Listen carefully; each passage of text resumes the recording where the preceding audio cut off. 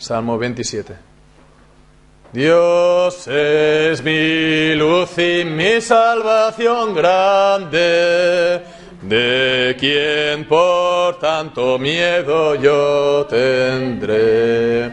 Es de mi vida la fuerza potente, de quien yo me atemorizaré. Cuando malos vinieron a juntar, con intención de mis carnes comer, vinieron al final a tropezar, y en un momento los vi caer. Aunque un ejército me haya cercado, nunca mi corazón temor tendrá. Aunque guerra me hayan declarado, confiado yo estaré en Jehová. Pide solo una cosa a Jehová, que buscar en su casa vivir, por su apariencia hermosa contemplar, y para en su templo inquirir. Porque en el día del mal en su tienda, el clemente Dios me esconderá. Me ocultará en su morada profunda, sobre una roca en alto me pondrá. Luego sobre toda mi enemistad, mi cabeza al Señor ha de alzar. Sacrificios daré de voluntad, al Señor loanzas he de entonar. Oh Señor, oye mi voz insistente, con la que clamo cada día a ti. Respóndeme tú, oh gran Dios clemente, y ten misericordia aún de mí.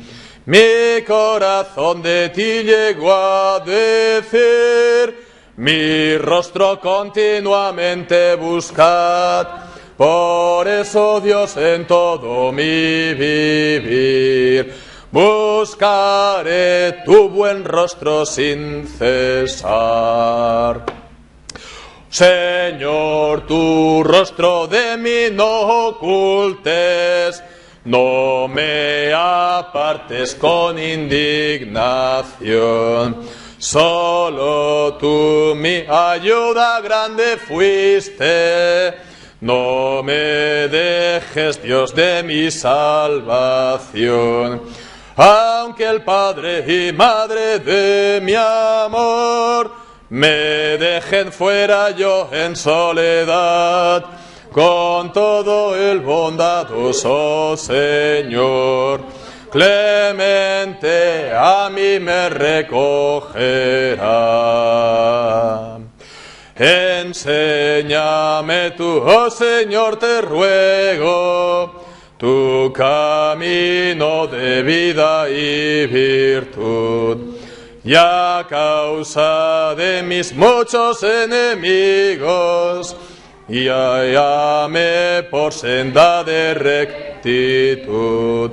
No me entregues a la voluntad de los que por enemigos me son, pues se alzaron testigos de maldad, y los que exhalan odio y furor. Hubiera yo del todo desmayado, si no creyese que de contemplar la bondad del Señor mi Dios amado, en tierra de los que viviendo están.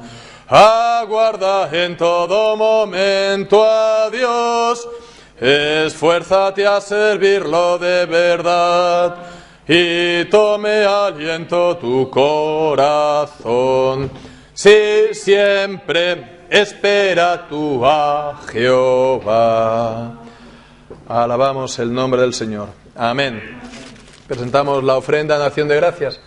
Vamos a añadir nuestras alabanzas y nuestras acciones de gracias. Vamos a dar entonces tiempo para que todos los que nos sentamos con el deseo de alabar al Señor con una oración lo hagamos, y después cerraré yo con una oración. Vamos a orar.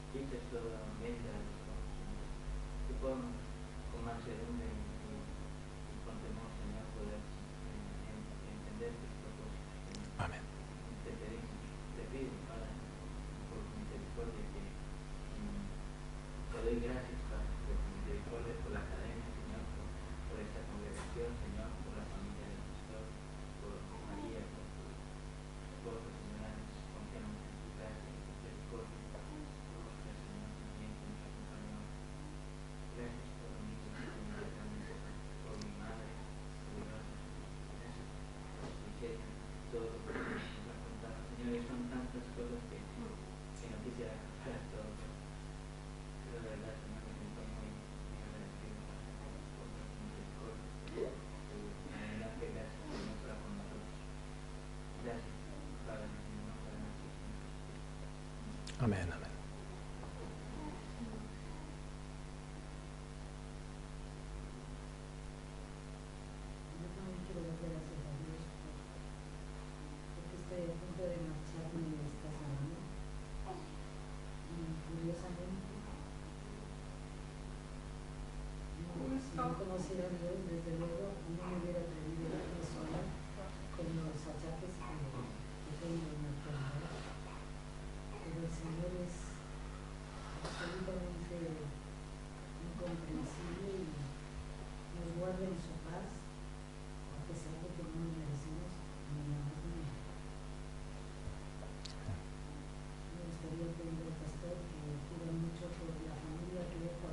Porque Dios la cuide, porque me regrese a casa con felicidad, y que a mi madre se le cure la pierna, que se le vaya.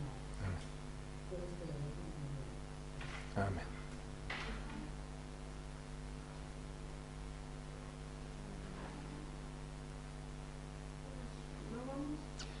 Señor Dios nuestro, Señor, venimos a ti ahora en alabanza, en acción de gracias al Señor. Recogemos esta ofrenda, Señor, agradecidos al Señor por las bendiciones que nos has dado a nosotros, a nuestras familias durante esta semana. Señor, tú nos das abundantemente todo bien, tú nos das la paz, tú nos das la tranquilidad, tú nos das la salud, tú nos das tu protección. Nos dice tu palabra que el ángel de Jehová está alrededor de los que le temen y los defiende. Y Señor, pues confesamos que esto es así para tu gloria. Señor Dios nuestro, esta ofrenda para tu gloria, Señor, para que tú seas cada vez más conocido y así seas glorificado por cada vez más personas. Que tú declares tu gloria, Señor, a cada vez más almas. Señor Dios nuestro, que tú confirmes esta obra aquí en Miranda y también en Bilbao. Y Señor, también esperamos algún día verla en Vitoria y en otros muchos lugares, Señor, Señor de esta tierra, de esta nación. Señor Dios nuestro, pues te lo presentamos, pedimos tu bendición para que tú también, Señor, pues bendigas a su uso, su administración, que sea con tu sabiduría, pero también, Señor, la hagas crecer conforme crece el pueblo, Señor nuestro, el pueblo tuyo. Te pedimos, Señor, también por todas las cosas que se han compartido. Señor, te damos las gracias por tus bendiciones, en especial por la academia, Señor, ver cómo avanza, y te pedimos de una manera especial que tú bendigas a todos los estudiantes que han comenzado y los que van a comenzar, y que nos des también la sabiduría, la tranquilidad, Señor, y sobre todo la guía, la dirección tuya, Señor, para que todo sea para tu gloria, Señor. Señor, que nos des el sentido de la importancia de lo que estamos haciendo y que tú lo bendigas. También queremos presentarte todas las familias, Señor, y de manera especial pues a la hermana María, que ha de emprender este viaje ya esta semana, Señor. Señor, pues que tú le des la tranquilidad, Señor. Bueno, gracias porque tú ya se la estás dando, Señor.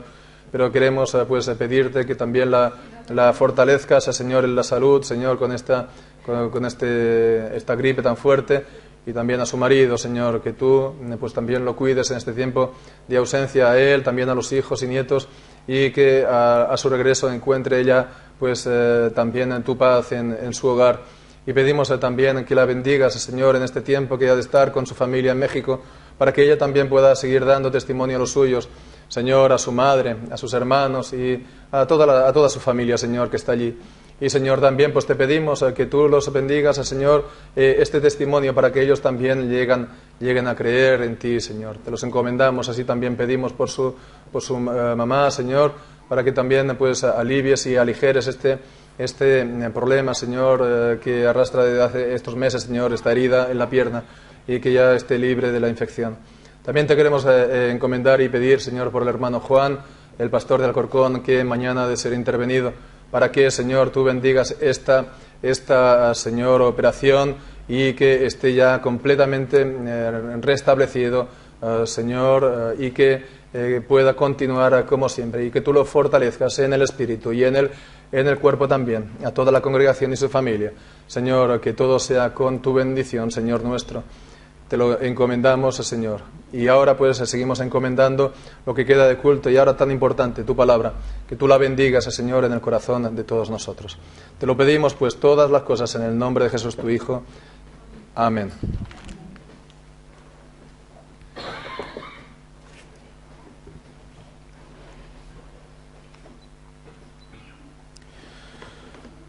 Vamos ahora a leer en la palabra del Señor en el libro de los Hechos de los Apóstoles, en el capítulo 2.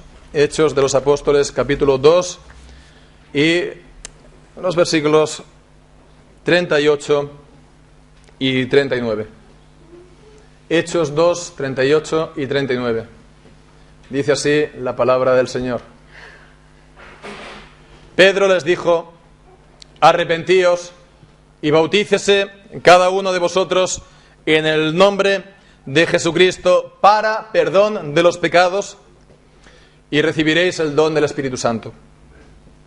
Porque para vosotros es la promesa, y para vuestros hijos, y para todos los que están lejos, para cuantos el Señor nuestro Dios llamare. Amén, y que el Señor bendiga su santa palabra. Hoy, esta mañana, tenemos un acontecimiento muy especial para la Iglesia, para nuestra congregación. Y estamos, en verdad, contentos y felices y agradecidos al Señor por él. Se trata del bautismo de las pequeñas Daniela y Sofía, ¿no? Es un gran acontecimiento, primeramente para la familia, ¿no? de Sara, de Diego, y también, pues, en segundo lugar, que también lo es para la congregación como tal, para nuestra congregación. Y es el primer bautismo infantil, por lo menos que yo tengo, digamos, el privilegio, ¿no? de poder dar, ¿no?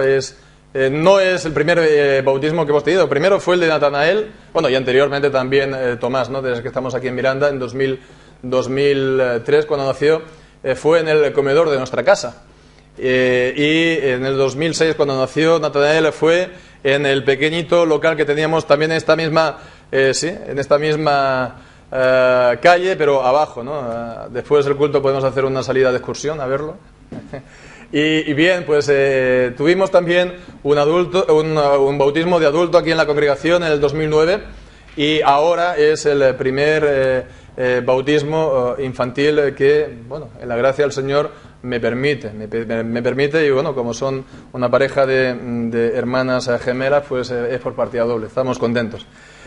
Muy bien, entonces esperamos también que con el tiempo se pueda sumar y que puedan haber pues más bautismos, ¿no? Entonces que hubieran también otras familias que tuvieran hijos y también podamos pues impartir este sacramento, el del bautismo. Entonces nosotros lo hacemos con alegría y lo hacemos con confianza. Lo hacemos con confianza en el Señor, sabiendo pues que es algo conforme a su voluntad y es algo pues que a nosotros nos llena de alegría y también nos llena de un sentido de solemnidad. Es un momento importante delante del Señor. Sabemos también que hoy día pues esto que estamos a punto de hacer a la inmensa mayoría del pueblo evangélico hoy, pues podemos decirlo, como mínimo no lo verán con buenos ojos. Eso como mínimo y como máximo pues nos van a decir que somos pues como los católicos romanos o pues que es incluso una herejía, que no se tiene que hacer, que es uno de los mayores errores que se puedan hacer. Para la gran mayoría, digamos, del pueblo evangélico, por lo menos aquí en España y del pueblo en el mundo iberoamericano también, ¿no? Sudamericano, bueno, pues se considera que el bautismo solamente es válido en el caso de adultos que se hayan convertido y después que sea por inmersión. Entonces, ya digo, esto es también algo más bien de España y del mundo pues sudamericano, aunque si tomamos Estados Unidos, si tomamos otros países protestantes, de tradición protestante, no sería así. Y que hay una muy importante, muy importante franja de la Iglesia que sí practica el bautismo de los niños. Y no estoy hablando pues solamente de las iglesias pues que han caído, iglesias, ¿no?, históricas que han caído pues a lo mejor en el liberalismo, etcétera, sino también iglesias pues fieles, iglesias de la Reforma. Entonces, bueno, ya digo, solamente se considera pues solamente en el caso de adultos o por inmersión. Y bueno, la idea pues básica es solamente que el bautismo entonces representa el cambio que ha habido en el creyente. Entonces, en la inmersión, en el ir a las aguas y salir de las aguas, pues se simboliza eso que se ha producido en su vida.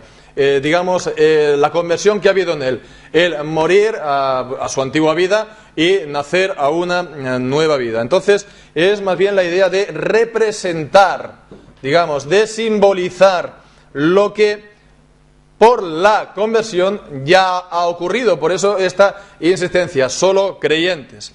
Bien, pues hemos de decir que a todo esto, pues hombre, por supuesto que nosotros compartimos mucho de lo que se dice, pero no todo, o mejor dicho, no pensamos que es toda la verdad acerca del bautismo. No solamente se tiene que decir la verdad, sino toda la verdad, no como en los juicios, como en las películas, ¿no? La verdad, solo la verdad y toda la verdad. Pues entonces es cuestión de ver toda la verdad acerca del bautismo. Entonces, en cuanto, por ejemplo, a que el bautismo tenga que ser solamente por la forma de inmersión, de sumergir en el agua, pues encontramos indicios, como mínimo indicios, pero importantes, en el libro de los Hechos que nos enseñan, que nos muestran, que nos dan a entender que no siempre fue así, que alguna que otra vez lo hubiera sido, no lo negamos, pero que nos encontramos, por ejemplo, aquí en el día de Pentecostés, en el capítulo 2, hemos leído, ¿verdad? Y 3.000 almas pues fueron bautizadas. Dice en el versículo 41, así que los que recibieron su palabra fueron bautizados y se añadieron aquel día, como 3.000 personas. ¿Y eso dónde ocurrió? En Jerusalén. ¿Dónde estaban los apóstoles? Pues encontramos en el pasaje, lo leemos, capítulo 2, en la casa donde estaban orando. Pues seguramente pues sería a las puertas de la casa en Jerusalén. Entonces, imaginémonos, no se agolpa un gentío extraordinario, 3.000 personas se quieren bautizar en aquel momento. tendrían pues un lugar suficiente para hacer el bautismo por inmersión. Es difícil, no se nos está hablando de que pues hubieran salido, hubieran ido a ese, pues no sé, a un río, ¿no? A un río suficiente para que pudieran ser bautizados. Y bautizar por inmersión también a 3.000 personas, pues es un trabajo. Pero bueno, en todo caso, nos quedamos con esto. Allí fue en ese momento, en la casa o alrededor de la casa donde estaban reunidos. Igualmente ocurre en el libro de los Hechos, igual, en el capítulo 16, cuando nos encontramos en Filipos, en que Pablo está apresado y se convierte el carcelero de Filipos. Y entonces igual se le anuncia el Evangelio y entonces es bautizado. ¿Y dónde es bautizado? Pues en la propia casa del carcelero. Vemos aquí en el capítulo 16, versículo 33. Y él, dice, bueno, versículo 32 también podemos leer, y le hablaron la palabra del Señor a él y a todos los que estaban en su casa. Entonces el bautismo fue en la casa del carcelero. Y él, tomándolos en aquella misma hora de la noche, les lavó las heridas. Entonces, bueno, eso evidentemente no tenían pues un bautisterio en la casa del señor en Filipos preparado para tal ocasión. Entonces tuvo que ser algo más corriente, ¿no? Digamos, algo pues no tan aparatoso, se puede decir, una simple ceremonia.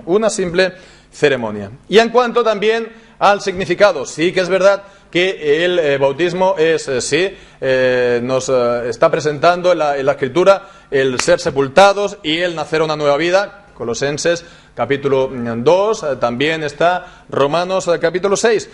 Vale, bien, el paso de la nueva vida de la antigua vida a la nueva vida. Pero la cuestión es que, sobre todo el bautismo, lo que representa y lo que simboliza es la limpieza, por lo tanto, purificación de los pecados. Por eso, precisamente se utiliza el agua, porque lo que hace el agua es precisamente eso, lavar, ¿verdad? Es un lavamiento en realidad el bautismo. El significado principal es lavamiento. ¿Lavar el qué? Lavar los pecados. Y aquí mismo, en este texto que hemos leído, en el versículo 37, pues dice que bautícese cada uno de vosotros para perdón de los pecados. Para perdón de los pecados. Entonces vemos que tiene que ver sobre todo en cuanto a los pecados, para el perdón de los pecados. Y en Hechos capítulo 22, en el testimonio que da Pablo de su conversión, y lo estuvimos considerando ayer en Bilbao, pero ahora pues leemos aquí al final,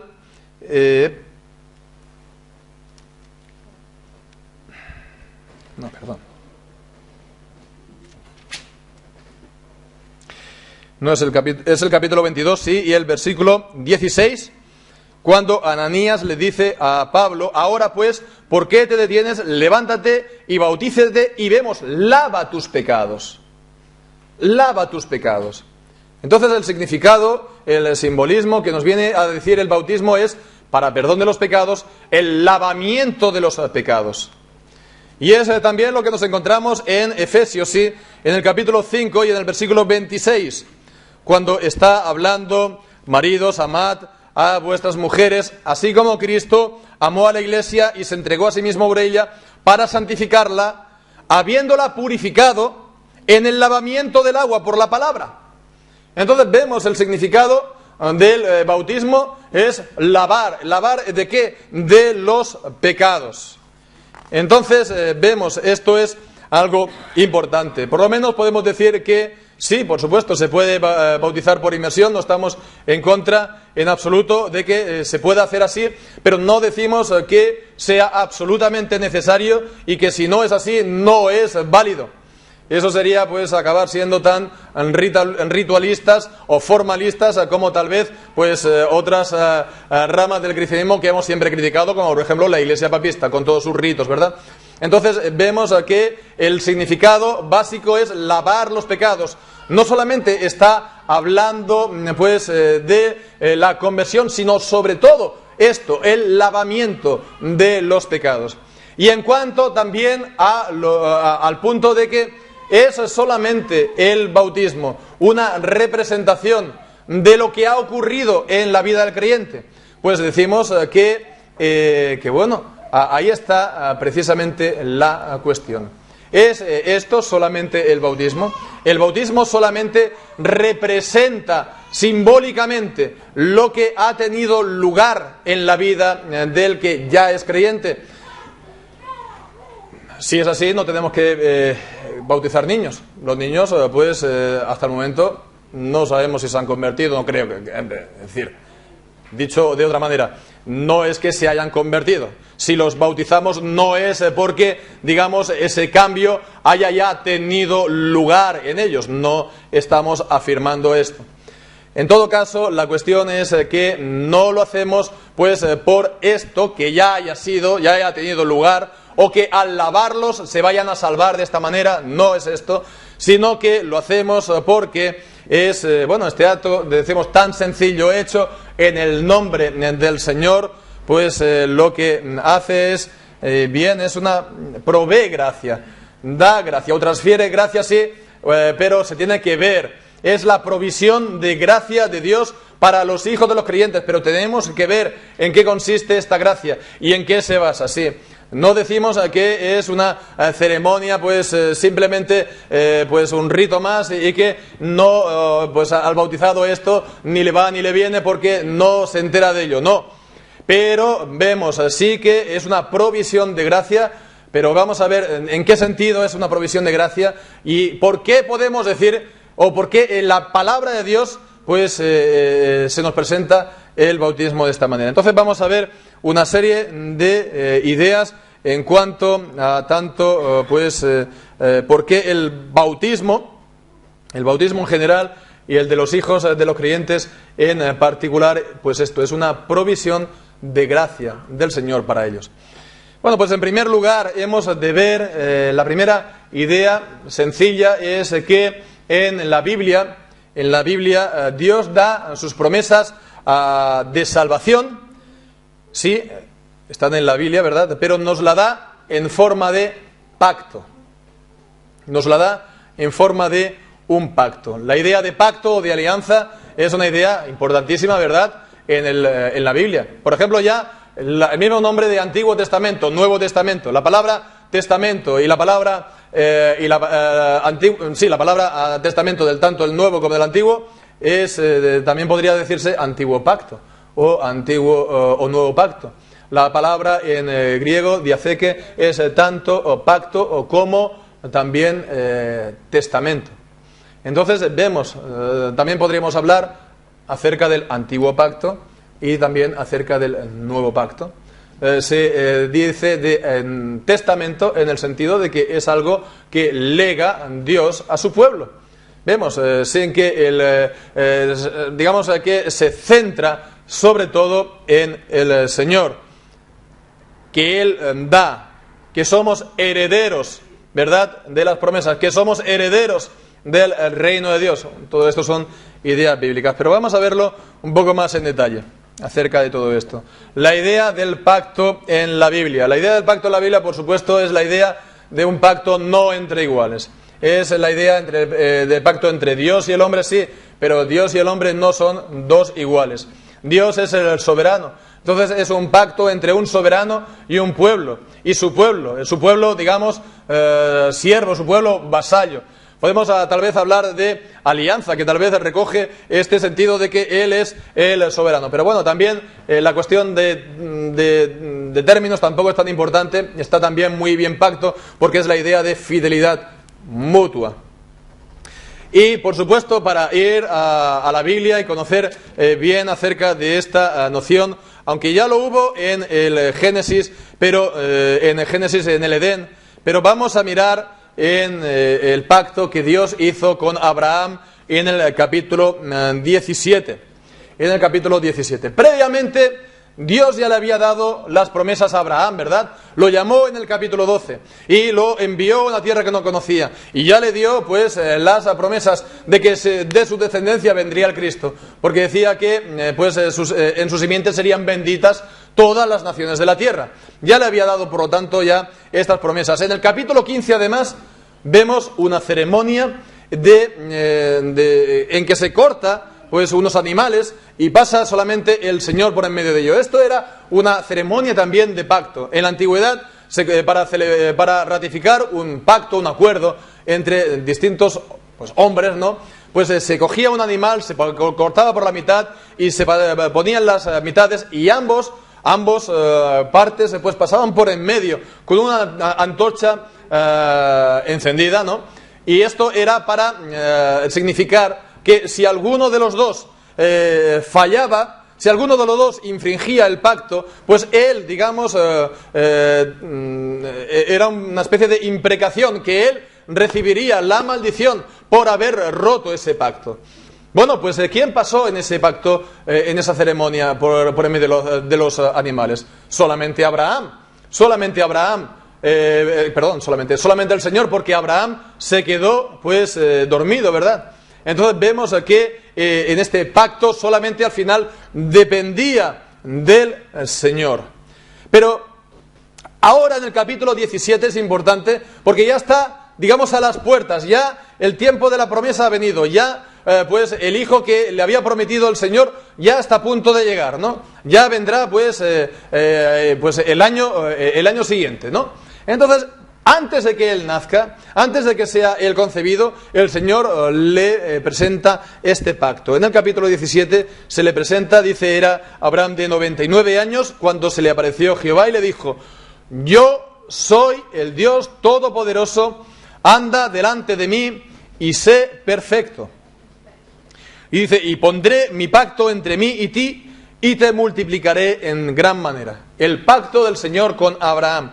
Pero vemos ahora un poco más adelante, en el versículo 17, dice, y estableceré mi pacto entre mí y ti, y dice, y tu descendencia, después de ti en sus generaciones, por pacto perpetuo, para ser tu Dios y tu descendencia después de ti. Entonces vemos primeramente la promesa es para Abraham, pero después Dios la extiende también y añade también a la descendencia que va a venir de Abraham.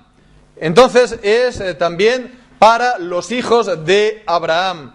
Y esta promesa, dice, es para ser el Dios, tu Dios, y el de tu descendencia después de ti. Y esta es la promesa principal del pacto de Dios con Abraham. Yo seré vuestro Dios y vosotros me seréis por pueblo. Y esta es una promesa que se encuentra a lo largo de toda la Biblia, sobre todo en el Antiguo Testamento. En el Antiguo Testamento nos lo encontramos una y otra vez. Podemos solamente leer una vez para que nos lo veamos situado en la Biblia. Por ejemplo, en Éxodo, ¿sí? En Éxodo, en el capítulo 6. Y entonces es cuando envía a Moisés y a Aarón para sacar al pueblo de Egipto, salvarlo, redimirlo, hacerlo libre. Y dice en el capítulo 6, versículo 7, y os tomaré por mi pueblo y seré vuestro Dios, y vosotros sabréis que yo soy Jehová vuestro Dios, que os saco de debajo de las tareas pesadas de Egipto. Os tomaré por mi pueblo, y vosotros me seréis, y yo seré vuestro Dios. Y esto no es solamente en el Antiguo Testamento, porque nos encontramos esta misma promesa, sí, en, por ejemplo, Hebreos, ¿verdad? La promesa del nuevo pacto, Hebreos en el capítulo 8 y en el versículo 10. Hebreos capítulo 8, versículo 10, por lo cual este es el pacto que haré con la casa de Israel después de aquellos días. Pondré mis leyes en la mente de ellos y sobre su corazón las escribiré y seré a ellos por Dios y ellos me serán a mí por pueblo. Esta es la promesa del pueblo de Dios, que tiene el pueblo de Dios a lo largo de toda la Biblia. Antiguo Testamento y Nuevo Testamento. Y así acaba la Biblia también en Apocalipsis. Cuando está ya hablando del cielo nuevo y tierra nueva, pues leemos en el capítulo 21, versículo 3, he aquí una gran voz del cielo que decía, he aquí el tabernáculo de Dios con los hombres, y Él morará con ellos, y ellos serán su pueblo, y Dios mismo estará con ellos como su Dios. Enjugará a Dios todas las lágrimas de ellos.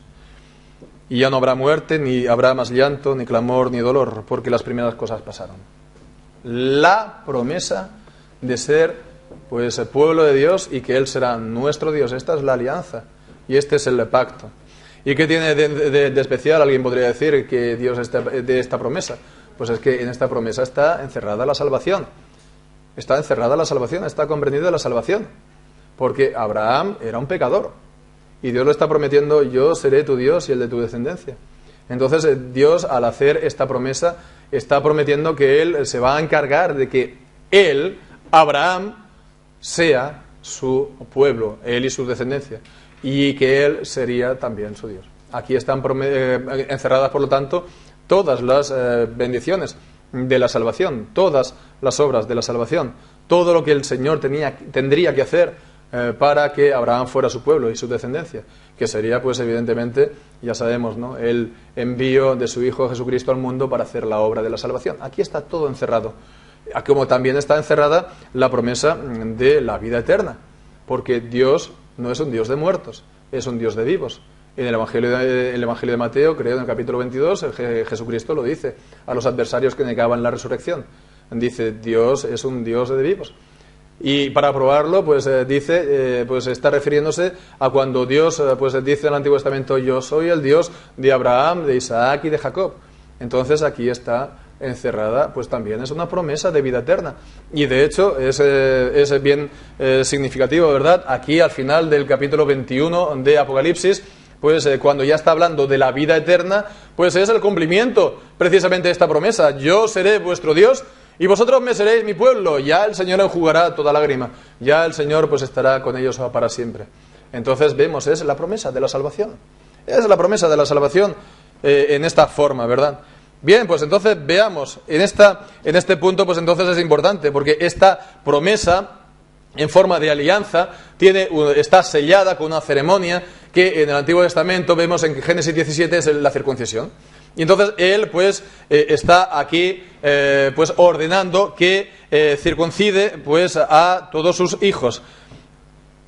Entonces lo vemos aquí en el capítulo 10. Este es mi pacto, es decir, Génesis capítulo 17, versículo 10.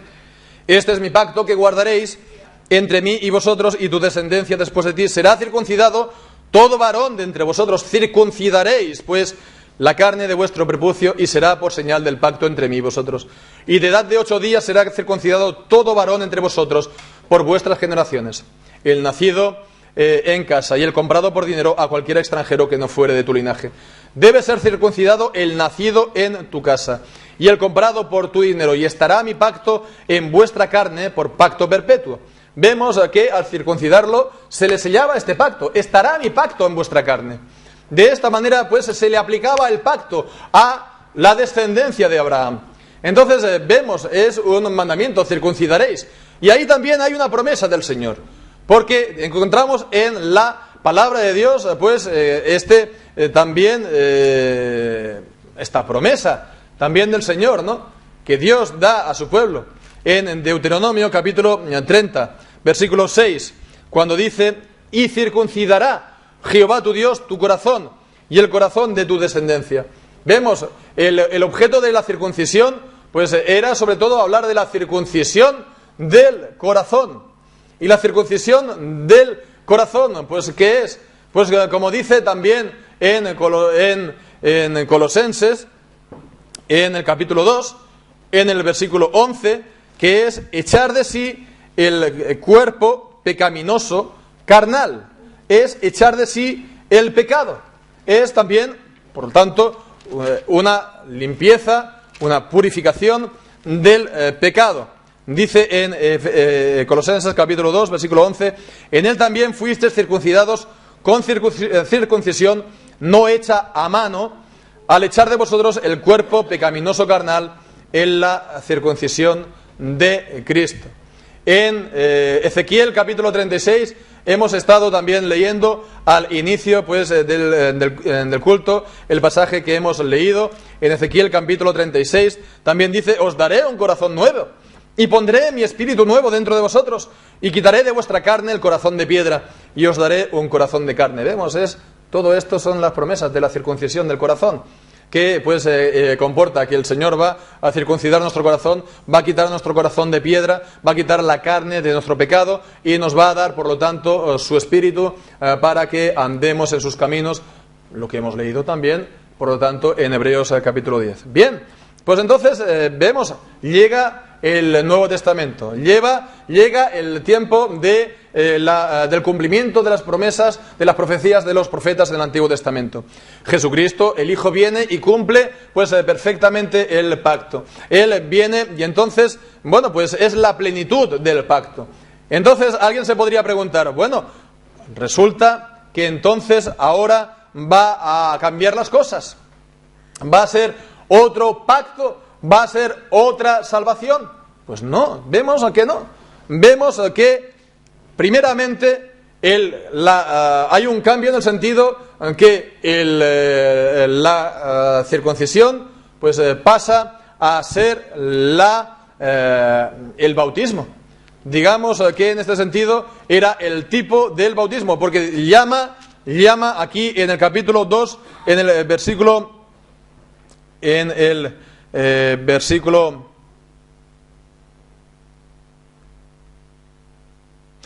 11 que hemos leído, la circuncisión, pues al bautismo, la circuncisión de Cristo.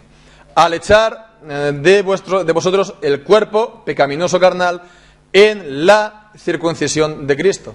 Y ahora en el versículo 12, pues lo explica cómo: sepultados con Él en el bautismo, en el cual también fuisteis resucitados, en el cual, en Cristo, también fuisteis resucitados mediante la fe en el poder de Dios que lo levantó de los muertos. Entonces, bien, bautismo.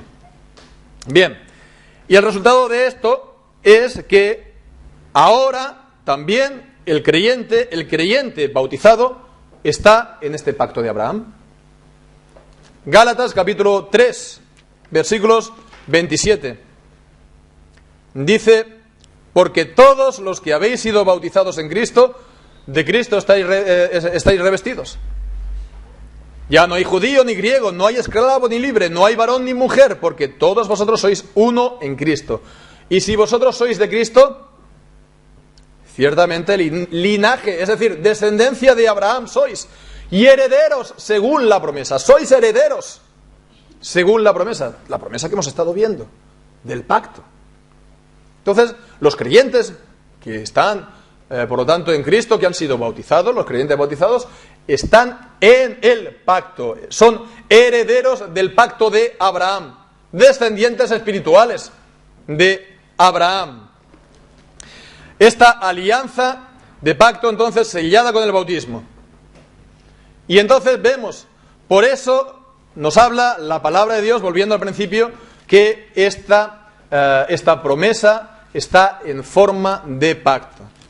En Efesios capítulo 2, versículo 12, dice así de los creyentes del pueblo de la iglesia: en aquel tiempo vosotros, antes de estar en Cristo, estabais alejados de la ciudadanía de Israel, ajenos a los pactos de la promesa. Ajenos a los pactos de la promesa. La promesa en forma de pacto. Pero ahora en Cristo sí que estamos en él. Entonces vemos que en la Biblia, primero, tenemos esta promesa en forma de pacto. Esta es la primera de las ideas. La segunda de las ideas es que estas promesas son también para los hijos de los creyentes. Qué fácil y qué claro está esto en el Antiguo Testamento, ¿verdad? En Génesis 17 dice: para ser tu Dios y el de tu descendencia para siempre. Bien, pues entonces llegamos aquí al día de Pentecostés, ¿verdad? Es, lo dicho, es el cumplimiento de las profecías. Es pues el cumplimiento, el Evangelio va a ser predicado a todas las naciones, el Espíritu Santo va a ser derramado, se iban a acabar entonces las sombras, iba pues a llegar entonces la plenitud de la revelación. Bien, pues alguien se podría decir: esto a lo mejor de bautizar a los hijos o de circuncidar a los hijos se va a acabar, esto a lo mejor ya es algo del pasado, esto será a lo mejor algo carnal, esto una sombra del Antiguo Testamento. Pues vemos todo lo contrario, es algo que se reafirma. Y hemos leído, volvemos aquí a Génesis capítulo 2 y leemos entonces en el versículo 39: porque para vosotros es la promesa. Y dice: y también para vuestros hijos. También para vuestros hijos. Le está hablando a los judíos, a los miembros del pacto, y le predica el Evangelio. Por lo tanto, también para vuestros hijos. Y más adelante también, en el capítulo 3, versículo 25, pues leeremos que Pablo les llama también a ellos que sois los hijos de los profetas y del pacto. Sois los hijos del pacto. Y bien, pues esto, vemos, es acerca de los judíos, sí, pero vemos también en la Escritura acerca de los creyentes de origen gentil. Vemos que en 1 Corintios capítulo 7, en el versículo 14, pues el apóstol Pablo habla que los hijos de los creyentes, incluso los hijos de un matrimonio en el que solamente haya un creyente, uno de los dos son creyentes, pues dice que los hijos de ellos son santos. Dice en el capítulo 7, versículo 14, porque el marido incrédulo es santificado en la mujer, y la mujer incrédula en el marido, pues de otra manera vuestros hijos serían inmundos, mientras que ahora son santos. Santos. Son santos. Entonces, ¿por qué son santos? Pues la única manera es por todo lo que estamos viendo, ¿verdad? Son por las promesas que Dios también les da a ellos. Como también vemos que en Efesios capítulo 6, versículo 1-2, también en los pasajes paralelos, por ejemplo en Colosenses capítulo 3, versículo 21, pues Pablo da mandamientos a los hijos. Dice, hijos, obedeced en el Señor a vuestros padres, porque esto es justo. Honra a tu padre y a tu madre, que es el primer mandamiento con promesa, para que te vaya bien y seas de larga vida sobre la tierra. Pues fijémonos, lo leemos, ¿verdad? Es un mandamiento a los hijos. Y a continuación viene el mandamiento a los padres. Bueno, antes, ¿no? En Colosenses después. Entonces, los está tratando de la misma manera a los padres que a los hijos. Es decir, les está dando no solamente las promesas, también las responsabilidades de la palabra. No los está tratando como a gente de fuera, los está tratando como a gente de dentro. Hijos, obedeced en el Señor. Vemos, no le está diciendo afuera, vosotros afuera, no, en el Señor a vuestros padres. Entonces vemos aquí a los hijos les está hablando de esta manera, como miembros por lo tanto del pueblo, como miembros por lo tanto de la iglesia, porque el pueblo de Dios por lo tanto es la iglesia. Con lo cual, pues vemos, si hemos seguido aquí pues todo lo que la palabra nos enseña. Si Dios da la promesa en forma de pacto, que la da, el sello de la promesa era la circuncisión y ahora es el bautismo. Si el Señor da esta promesa en forma de pacto, y si el Señor da la promesa también a los hijos, pues también a ellos se les tiene que dar el bautismo, que es la señal del pacto. Vemos, para que el pacto también esté sobre ellos, como decía en la circuncisión, para que mi pacto esté sobre ellos. Están en el pacto, pues entonces la señal que lo certifica pues tiene que estar también en ellos. Y alguien pues entonces podría decir, estoy hablando pues aquí interlocutor imaginario, ¿no? Que viene y te dice, no, porque resulta que ellos no son convertidos. Ellos no son convertidos, todavía no. ¿Cuándo se arrepientan? ¿Cuándo crean?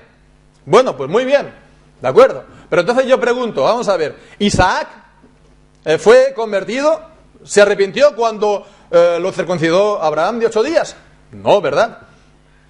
¿Se fue arrepentido también o creyente Moisés cuando fue circuncidado por sus padres? ¿O David? ¿O todos los santos del Antiguo Testamento? No, ¿verdad? Sin embargo, fueron circuncidados. ¿Por qué? Porque Dios lo ordenó. Porque Dios lo ordenó, simplemente. Porque Dios lo ordenó. Entonces, pues, tenemos esta orden en la Biblia. En el Antiguo Testamento, sí. Pero la orden de que se selle a los hijos de los creyentes con el sello del pacto. Bien, pues tenemos esa promesa, sí, tenemos esa orden, y bueno, en el Nuevo Testamento tenemos la misma realidad, tenemos la promesa también para los hijos, ¿verdad? Entonces, ¿qué es lo que impide? Estamos obligados a pensar que esto sigue en vigor. Si no es así, entonces los hijos de los israelitas iban a tener más una situación de privilegio en la iglesia del primer siglo, en la iglesia de los apóstoles. Los hijos de los judíos evidentemente habían recibido la señal del pacto, de pequeño, ¿verdad? La circuncisión. Y ahora además, para estar mostrando el cambio, la plenitud de la alianza, el bautismo. Pues entonces, los hijos de los judíos, de los no judíos, de los gentiles, no iban a tener entonces la señal del pacto sobre ellos. Pero eso no puede ser, porque dice que eso sería, pues entonces estamos en la misma alianza, en el mismo pacto. Y eso sería levantar entonces el muro de separación entre judíos y creyentes. Es el mismo pacto, es la misma iglesia. Porque el que se convirtió por la predicación de Pedro, por así decirlo, pues que sea judío, sus hijos iban a recibir la señal del pacto, y los pobres gentiles, ¿no?, que no son de Israel, de nacimiento, pues ellos no. Ellos afuera. Ellos ya no forman parte. La promesa no es para ellos. Hasta que se conviertan. No es así. Yo llego a decir una cosa. Y es así. Si en la Biblia no hay pacto de gracia que una el Antiguo Testamento y el Nuevo Testamento, si en la Biblia las promesas del pacto de gracia no son para los hijos también, no se tiene que celebrar el bautismo, no se tiene que celebrar. Si no lo hay, correcto, no se bautizan ningunos hijos. Pero si lo hay, pues entonces que se me conceda a mí también, que se tiene que bautizar a los hijos de los creyentes. Lo uno o lo otro. ¿Hay promesa? Sí. ¿Hay pacto de gracia? Sí. ¿Está sellado con el bautismo? Sí. ¿Como lo estaba en el Antiguo Testamento con la circuncisión? Sí. Pues entonces, ¿qué impide que sean bautizados? Es que no es nuestra tradición porque somos bautistas. ¡Tradición! Resulta que ahora las tradiciones están en todas las denominaciones, ¿verdad? ¿Es esto? Pues las tradiciones se tienen que revisar a la luz de la palabra del Señor. En el fondo es tan claro como esto. El bautismo no es mi bautismo, ni el bautismo del pastor bautista, ni el bautismo, no es el bautismo de la iglesia, el bautismo es el bautismo del Señor. No lo hacemos por mi autoridad ni por la autoridad de ningún hombre. Es la autoridad del Señor, hemos dicho, es el soberano de la alianza, ¿no? Pues es la autoridad del Señor. En el fondo, pues, ¿qué más nos tiene que dar a nosotros? ¿No?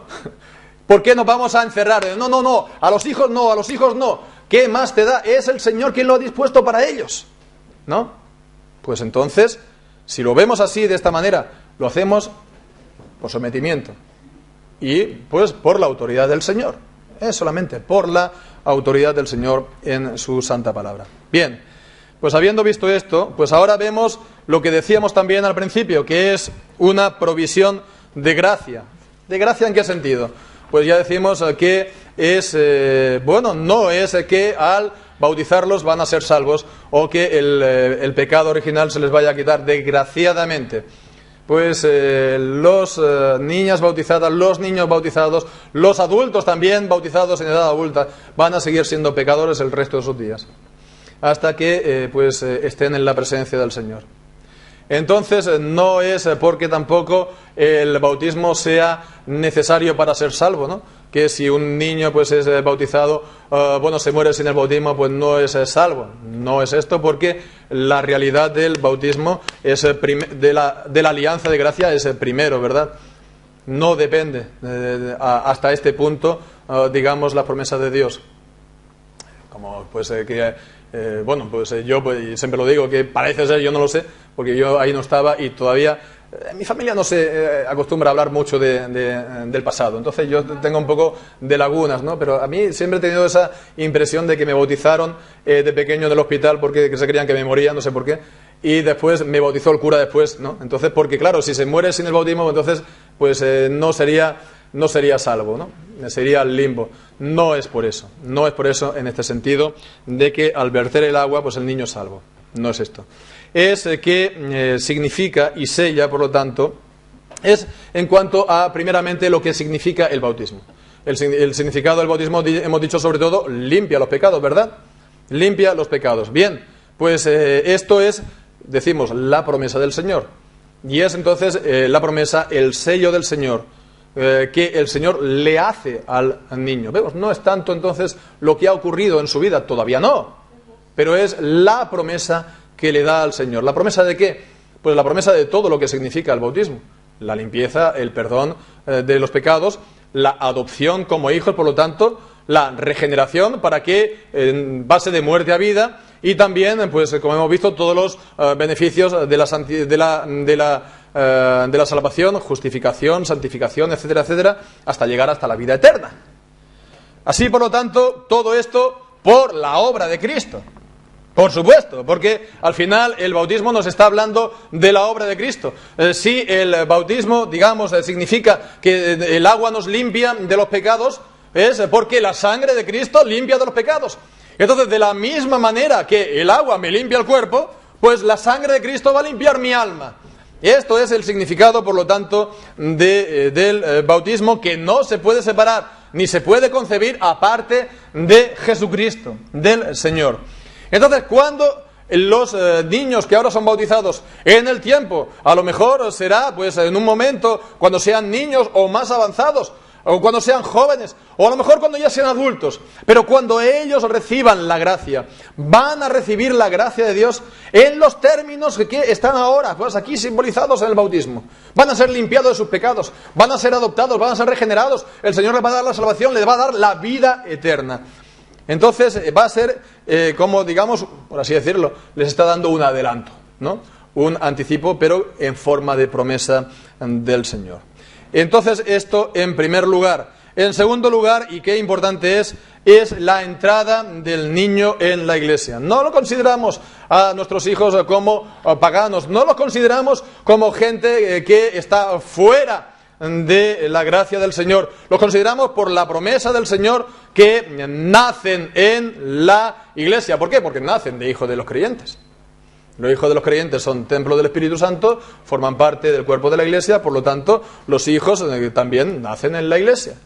Y entonces crecen en la iglesia. Y los consideramos, por lo tanto, miembros de la iglesia. No miembros comulgantes, ya llegará, pero sí miembros de la iglesia. Entonces, desde siempre ellos pues van a conocer, digamos, no solamente la iglesia, van a conocer pues todo lo demás. Van a conocer pues acerca de la palabra de Dios. Los padres les van a enseñar la palabra de Dios. Les van a hablar acerca de Jesucristo. Les van pues a estar orando por ellos. Ellos mismos van a orar desde todo pequeñito. Y después ellos van a estar también dando gracias a Dios, alabando al Señor, sí. Entonces es la manera para que ellos, digamos, es la entrada para que ellos reciban la gracia de Dios en sus vidas, para recibir, por lo tanto, la salvación. Ellos han de creer, sí. Ellos han de creer. Pero han de creer en el Evangelio que siempre, desde siempre se les está recordando. Y que desde siempre se les está diciendo. Ellos han de creer y de confesar, sí. Pero este creer y confesar no es una obra que ellos tienen que hacer, ¿no? Oh, fíjate, ahora pues vamos a hacer que la salvación es por la obra llamada arrepentirse, creer. No es una obra que uno ha de hacer. Es la obra de Dios en uno. Es la gracia de Dios. Entonces es creer simplemente en el Evangelio. ¿Qué es el Evangelio? Que Cristo lo ha hecho todo. Que Cristo ha hecho la salvación. Entonces descansar simplemente en Cristo. ¿Qué es creer? Descansar en Él. Creyendo entonces en sus promesas. Bien, pues esto es la entrada. Entonces, digamos, se les pone dentro. Se les pone dentro, esperando que el Señor vaya a cumplir esto. ¿Verdad? Y qué bello que es esto. Por supuesto, también esto comporta responsabilidad. Responsabilidad para el bautizado, estoy hablando. Para el niño, ahora no, pero conforme vaya creciendo, pues él siempre va a tener su responsabilidad por lo que se le ha recibido. ¿La responsabilidad de qué? Pues primero, de que nunca se aparten, ¿no? de las promesas. Que nunca se aparten de la palabra del Evangelio, nunca se aparten del Señor. Al principio, esto será que nunca estén desobedeciendo a los padres, ¿verdad? Porque son los padres lo que todo les viene por los padres. Pero conforme ellos también vayan creciendo, pues ellos, pues ya conforme joven, adulto, etcétera, etcétera, no se tendrán que apartar de esto. Es la responsabilidad. ¿Por qué? Porque ya se les ha introducido por la promesa del Señor y tienen esta responsabilidad. Entonces, por eso ellos pues tienen una responsabilidad no pueden considerarse a sí mismos como los demás. A lo mejor está bien para un niño, pues por ejemplo, que se vaya a, qué sé yo, los domingos a hacer aquí competición deportiva, ¿no?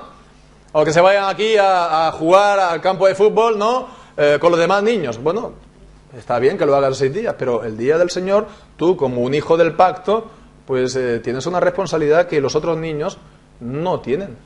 Entonces, los niños ya a esa edad han de estar aquí, pues han de estar aquí con esta responsabilidad asumida. Y eso, pues a lo largo de toda su vida va a ser igual. No solamente el no apartarse, sino también el no creer. Perdón, el creer ellos mismos. El creer ellos mismos. Es decir, que crean en el Señor, crean en la bondad del Señor y crean entonces en cómo el Señor pues les está ahora declarando estas cosas en el bautismo, ¿verdad? Es creer en todo lo que el Señor les está diciendo ahora en el bautismo. ¿Y todo esto para qué? Pues para, al llegar a una edad ya suficiente, pues hoy diríamos una edad adulta, pues entonces que ellos lleguen a, digamos, ratificar, a confirmar ellos por sí solos, pues aquello que se le hizo de pequeñito, ¿verdad? El bautismo.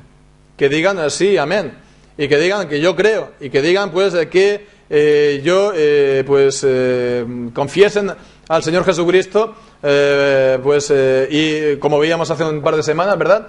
Y de esta manera ellos también sean miembros comulgantes, ¿verdad? De la congregación.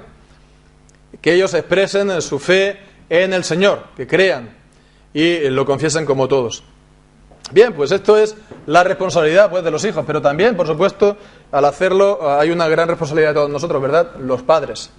Los padres, y aquí pues es una palabra especialmente dirigida a vosotros, Sara, Diego, en cuanto a lo que hacéis con al bautizar a vuestros hijos, ¿no? Vosotros sois los primeros, y mayores colaboradores de Dios para que vuestras hijas al final lleguen a creer y sean salvas.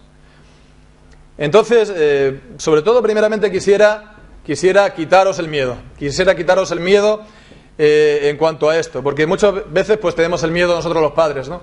Decir, bueno, en el fondo pues yo no puedo cambiar el corazón de mis hijos, ¿no?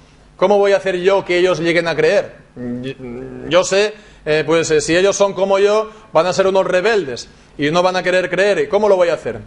Bueno, pues sí es verdad que nosotros no podemos cambiar el corazón de las personas, eso solamente lo puede hacer Dios, ¿verdad? Sí es verdad, pero por otro lado también se tiene que decir una cosa, que es que los padres, y pronto lo vais a ver, pues tenemos el corazón de nuestros hijos en nuestras manos. Tenemos el corazón de nuestros hijos en nuestras manos. Y bueno, pues desde la más tierna edad, es decir, ellos tienen miedo, van a los padres, tienen hambre, van a los padres, quieren ayuda, pues van a los padres, quieren cuidado, amor a los padres, corrección también, educación, dirección en la vida. Todo esto, pues conforme vayan creciendo, pues más, ¿no?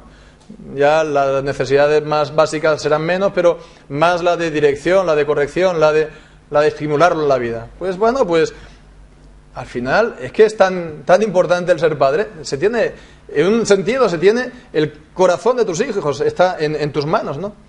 Entonces, si alguien en la tierra puede hacer que crean, sois vosotros. Entre comillas, lo de hacer. Si alguien le puede influir para que ellos crean, sois vosotros. Igual también, si alguien va a hacer que ellos no quieran escuchar nada del Evangelio, sobre todo, pues vamos a ser nosotros, ¿no? Si nosotros pues no nos comportamos como debemos. Pero por nuestro ejemplo, por nuestra, fe, por nuestra espiritualidad. Y pues entonces, por darles la enseñanza de la palabra de Dios. Entonces, por vuestras oraciones al Señor, por todas estas cosas, pues es lo que podéis hacer que ellos crean. Y orar al Señor, no un poco de cualquier manera, sino en el sentido de que Él, el Señor, cumpla en ellos pues lo que significa el bautismo, las promesas del pacto, que el Señor cumpla en ellos y que se pueda hacer de la edad más temprana posible, ¿no? No esperar a lo mejor a que tengan 15, 16 para que entonces se conviertan, sino desde siempre, desde que tengan uso de razón, hablarle de Cristo, presentarles el Evangelio libremente y bueno, pues que ellos pues se puedan estar creyendo desde siempre en este Evangelio.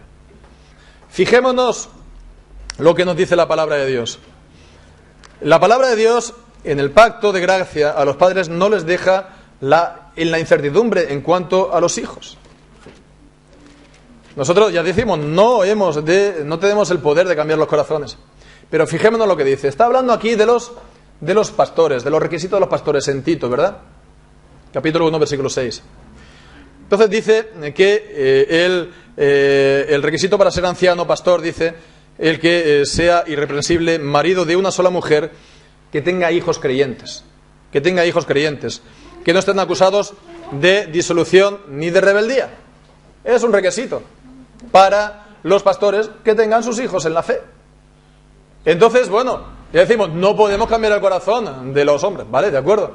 Pero Dios te da el pacto de la gracia. Si te ha puesto en el pacto de la gracia, si guardas fielmente el pacto de la gracia, este será la manera para que los hijos sean salvos. ¿Sí? Entonces, la fidelidad al pacto, que comienza, por lo tanto, por los padres. La fidelidad al pacto que comienza por los padres. Una segunda palabra en este sentido también a los padres. ¿Tenéis el corazón de vuestros hijos en vuestras manos? ¿Sí? Pues que nadie os robe a vuestros hijos. No en un sentido físico, pero sí en un sentido, digamos, de que robar el alma. Es decir, vosotros tenéis que seguir siendo siempre los padres de vuestros hijos. Y no podéis dejar que ningún otro os suplante. Por ejemplo, en afecto, ¿no? Que ningún otro, pues, digamos, que los niños no quieran más a otros que a vosotros, ¿no? Eso es una. Pero, por ejemplo, que no roben el alma de vuestros hijos, en el sentido de que le llenen la cabeza, la mente de ideas extrañas, contrarias a la palabra de Dios. Entonces, los hijos, pues el Señor os lo ha encomendado y vosotros los vais a tener que cuidar en este sentido.